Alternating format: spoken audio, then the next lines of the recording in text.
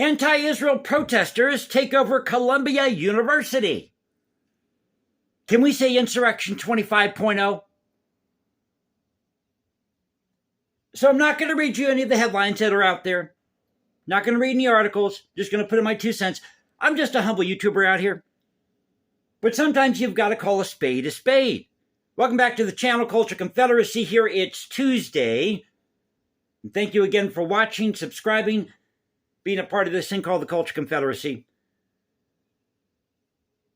But you know, the truth is,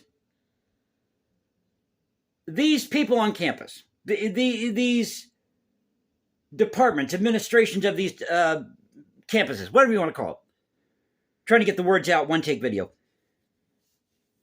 they have let this go on for too long now, where they've allowed these ultra-left activists to run amok. You need to have some balls. Hey, schmuck, get off your fat ass and tell these people, no, you're not going to have these violent protests or take over the dean's office or set up some type of autonomous zone because you want to have a hissy fit over what's going on between Israel and Gaza. But isn't diversity great? Isn't the news cycle great? Yesterday it was Kristi Noem shooting her dog, which happened, by the way, 20 years ago, and it turns out that the dog was very aggressive and attacking eating chickens on the farm, possibly attacking other people. May have not had a veterinarian available at the time. I don't know. But that was in the news cycle yesterday. So today, this takeover at Columbia University.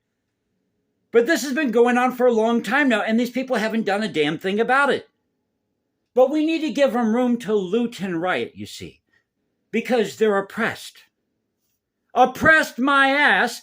They're going to one of the best universities in the world, in the United States, something that you and I, us humble folk out here, can't afford to do. But this is just insanity, pure insanity. So get off your fat asses there at Columbia University and put the hammer down if you have to. Now, I'm not asking for violence here, okay? I'm not saying violence is the answer here. But get off your duff and tell these students no. If you have to bring in the local authorities to usher them out, that's what you do. But taking over the dean's office, this is the first time I've seen that happen. Now, I know back in the 60s, they were, protesting in parking lots, parking garages. In fact, when I was living in California, I remember my uncle took me to, because we were in Berkeley, took me to one of the spots where they had the protest back in the 60s.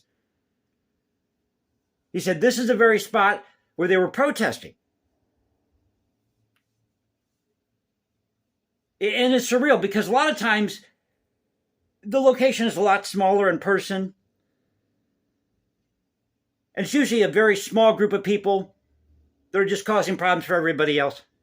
Isn't that always the case? So I thought I'd just come here and give my 2 cents about this.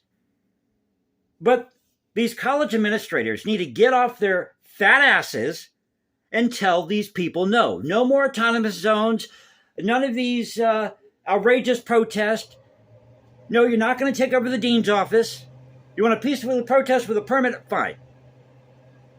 But you're not going to disrupt the everyday process of higher learning, higher education.